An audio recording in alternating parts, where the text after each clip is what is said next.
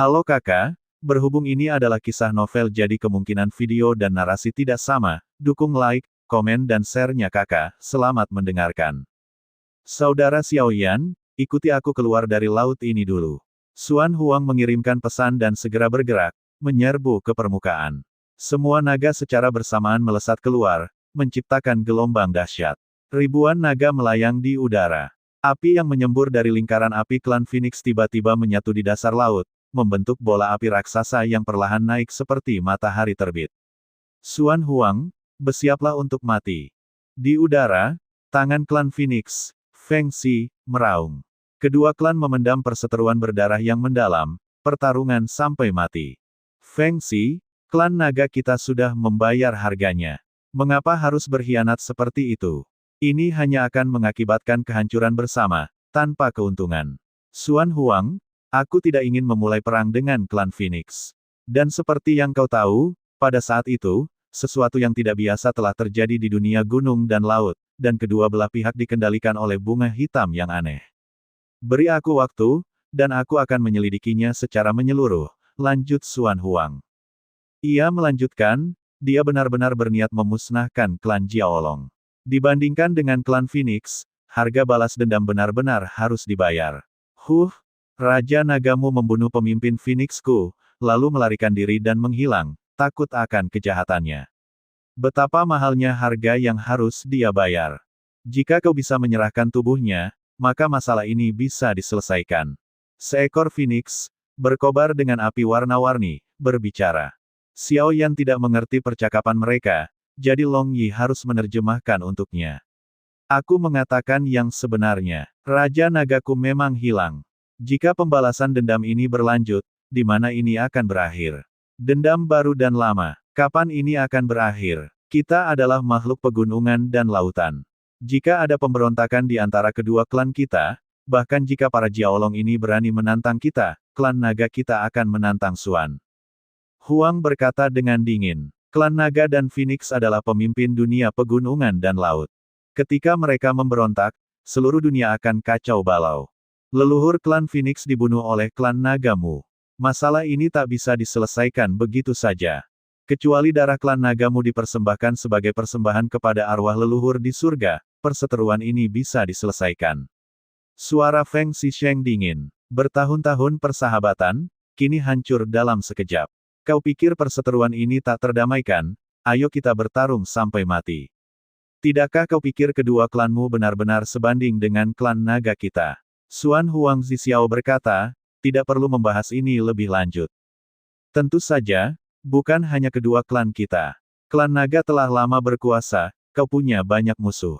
Feng Xi mencibir. Di kejauhan, awan gelap menyelimuti area itu, menuju ke arah mereka. Suara samar terbang terdengar, gemuruh pelan bercampur raungan. Dilihat dari jauh, itu adalah masa hitam yang luas, segerombolan binatang buas, semuanya mengincar klan naga. Saudara Xiaoyan, maafkan aku. Klan nagaku sedang dalam masalah. Cepat pergi dan jangan ikut campur. Tatapan Xuan Huang tampak berat. Ia mengerti bahwa ini akan menjadi front yang brutal dan bersatu. Binatang-binatang buas ini ingin memusnahkan klan naga, tetapi tujuan klan Phoenix mungkin lebih sederhana. Jika klan naga lenyap, klan Phoenix akan menjadi penguasa terkuat di alam gunung dan laut. Kemudian, tanpa terkecuali, Raja Alam Gunung dan Laut akan lahir dari klan Phoenix. Setiap Raja Alam Gunung dan Laut telah dipegang oleh klan Nagamu. Sekarang saatnya untuk perubahan. Feng Xi tiba-tiba melebarkan sayapnya, dan seluruh klan Phoenix bergerak serempak. Api berkobar dari bawah sayapnya, dan pertempuran akan segera terjadi. Xiao Yan sedikit mengernyit, takut pertempuran antara kedua belah pihak tidak dapat dihentikan lagi. Saat ini, mengungkap identitas Long Yi terasa tidak bijaksana. Namun, Xiao Yan tidak pergi.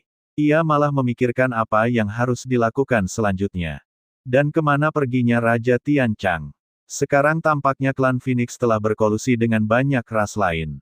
Jika mereka bukan bagian dari klan naga banjir, maka mereka pasti berada di dalam klan Phoenix.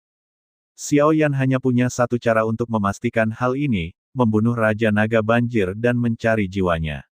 Barulah ia akan tahu. Pertempuran meletus antara klan naga dan klan Phoenix, dua ras terkuat di alam gunung dan laut. Klan Naga Banjir juga berpartisipasi, tetapi Raja Naga Banjir telah mundur ke jurang, tampaknya mengantisipasi pencarian Xiao Yan. Dengan satu langkah, Xiao Yan tiba-tiba menghilang. Xuan Huang tidak kecewa melihat Xiao Yan pergi, melainkan lega. Sepertinya ia benar-benar tidak ingin melibatkan Xiao Yan. Itu semua baik dan bagus. Ini adalah masalah klan naga semata, bukan urusan mereka, dan tidak ada orang lain yang perlu membantunya. Xuan Huang memiliki pandangan yang sangat jujur. Konflik ini disebabkan oleh klan naga, jadi itu adalah tanggung jawab mereka untuk menyelesaikannya. Memang, jika mereka bisa mengalahkan atau membantai klan Phoenix, mereka akan mengintimidasi ras lain, dan tentu saja, mereka tidak akan berani mengulangi kesalahan yang sama. Klan naga akan dimusnahkan oleh klan Phoenix, menjadi raja baru alam gunung dan laut, merebut tahta mereka.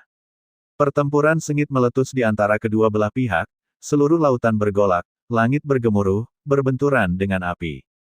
Mengingat keunggulan fisik klan naga, mengalahkan ribuan naga raksasa ini akan menjadi tugas yang berat. Terlepas dari banyaknya binatang buas yang datang untuk mendukung mereka, klan naga mempertahankan momentum yang tak terhentikan. Kekuatan mereka yang luar biasa membuktikan kepada semua binatang bahwa ada alasan mengapa kebangkitan dan kejatuhan alam gunung dan laut sepenuhnya bergantung pada klan naga. Xiao Yan terjun ke dasar laut, dan Raja Naga Banjir berlindung di dalamnya. Namun, yang tak bisa ia hindari adalah kekuatan jiwa Xiao Yan yang tenang.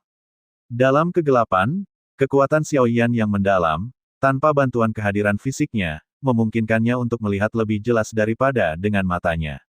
Kau, manusia luar, telah tiba. Beraninya kau merebut jiwaku, Naga Banjir Pasang. Hari ini, aku akan memastikan kau tak pernah kembali. Sebuah suara berat terdengar dari kegelapan. Bersamaan dengan itu, cahaya hijau redup muncul di kegelapan. Keyakinannya berasal dari area terlarang yang kuat di dalamnya. Pada saat ini, kekuatan penekan terpancar dari segala arah. Dari cahaya di bawahnya, rantai besi yang tak terhitung jumlahnya melonjak keluar, langsung menuju binatang api itu. Teknik kehendak terlarang, mata anjing hanya punya cukup waktu untuk melakukannya. Xiao Yan menjentikkan lengan bajunya dan melemparkan mata anjing keluar. Mata anjing itu menatap sekeliling dengan mata terbelalak. Tuan anjing, teknik kehendak terlarangku tak tertandingi. Larangan yang benar-benar busuk ini. Tuan anjing, aku hanya butuh setengah jam. Teriak mata anjing, menggemakan kata-kata Xiao Yan. Namun, ia tidak langsung bertindak. Ia malah berbalik menatap Xiao Yan. Sialan, jangan lupakan janjimu pada Tuan Anjing. Bentuk kembali tubuh Tuan Anjing. Xiao Yan tidak berkata apa-apa, hanya menatap mata anjing dan mengangguk pelan. Detik berikutnya, cahaya biru memancar dari mata besar mata anjing. Seketika, cahaya itu menyapu rantai besi yang bersiul, langsung mengubahnya menjadi abu dan api. Sementara itu, tangannya pun tak tinggal diam, dengan cepat terjalin. Kata-kata iblis dari 10 kebangkitan tak terpadamkan. Lian Hua meraih teratai api dan memadatkannya. Kegelapan langsung sirna, menampakkan dasar laut yang dalam dan berbatu. Selama hembusan napas gelap, semua larangan di sini hancur. Aura Raja Naga langsung menghilang. Bagaimana mungkin ini formasi perlindungan klan peninggalan para leluhur? Formasi itu luar biasa kuat. Ia mengaktifkan lantai 5 penginapan, dan ia benar-benar menghancurkannya. Terima kasih sudah mendengarkan kakak dan sudah dukung Mimin di Saweria, link di deskripsi. Semua cerita sudah Mimin simpan di playlist supaya bisa kakak ikuti. Bila suka cerita Mimin jangan lupa subscribe channel Mimin dan share channel Mimin ke seluruh penjuru benua. Terima kasih.